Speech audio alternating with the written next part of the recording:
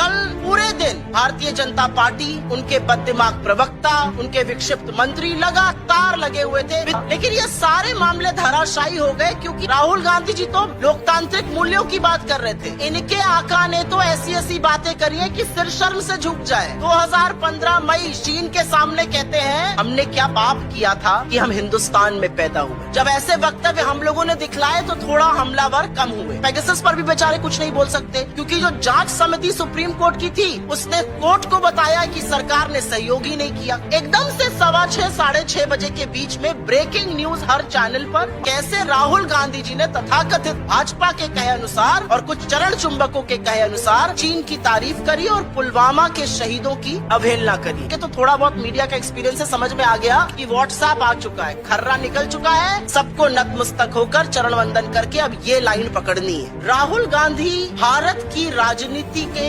प्रमुख नेताओं में से एक है और जब 4 बार का चुना हुआ इस देश का सांसद एक विदेशी धरती पर कैम्ब्रिज यूनिवर्सिटी जैसे विश्व विख्यात शैक्षिक संस्थान में अमेरिका और चीन के बीच चलते द्वंद्व में भारत की क्या अहम भूमिका हो सकती है और भारत के लोकतंत्र की चर्चा करते हैं, तो मुझे लगता है कि वो इस देश का मान बढ़ाते हैं, इस देश का सीना चौड़ा करते हैं गर्व से और इस देश के लोकतंत्र के, इस देश के मूल्यों के ध्वजवाहक बनते हैं। तो राहुल गांधी जी ने कहा कि हम भारत जोड़ो यात्रा करते वक्त जब कश्मीर पहुंचे तो सुरक्षा कर्मियों ने हमसे कहा कि आप यहाँ मत चलिए, यहाँ पे असुरक्षा है, आपके ऊपर हैंड ग्रेनेड पड़ सकते हैं। लेकिन इन बातों के बावजूद उन्होंने कश्मीर में चलना कबूल किया, वो कश्मीर में चले और वो आगे कहते हैं कि तिरंगे के सैलाब को देखकर मुझे समझ आ गया कि जहाँ अहिंसा होगी, जहाँ मोहब्बत होगी, जहाँ प्यार होगा वहीं विश्वास होगा। मुझसे लोगों ने कहा कि हमें लगा आप हमारी बात सुनने आए हैं इसलिए आप यहाँ पर सुरक्षित हैं और मैं सलाम करती हूँ ऐसे जज्बे को। और उस पर भी, और इस पर मैं थोड़ा सा कोट करना चाहूंगी, राहुल गांधी जी ने बिल्कुल क्लियरली कहा अपनी फोटो को दिखाते हुए, देयर इज मी